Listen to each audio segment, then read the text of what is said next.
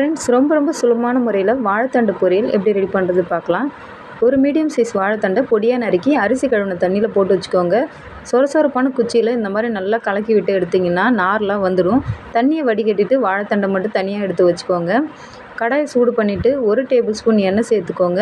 எண்ணெய் சூடான பிறகு 1/2 டீஸ்பூன் கடுகு, 1 டீஸ்பூன் உளுத்தம்பருப்பு, 1 கைப்பிடி அளவு துவரம்பருப்பு சேர்த்துக்கோங்க.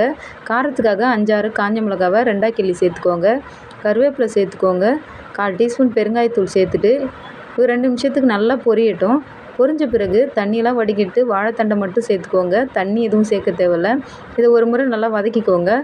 தேவையான அளவு மஞ்சள் தூள், தேவையான அளவு உப்பு சேர்த்து இதை நல்லா கலந்து விட்டுக்கோங்க. மிதமான தீயில் 10 நிமிஷத்துக்கு மூடி வேக வைங்க. இடையில கலந்து விட்டுக்கோங்க. சிறுநீரக பிரச்சனைலாம் வராமல் இருக்கணும்னா வாரத்தில் ஒரு முறையாவது உணவில் சேர்த்துக்கோங்க. பாருங்கள், வாழைத்தண்டு பொரியல் ரெடி ஆகிடுச்சு. வீடியோ பிடிச்சிருந்தால் லைக் பண்ணுங்கள், ஷேர் பண்ணுங்கள். Bye friends.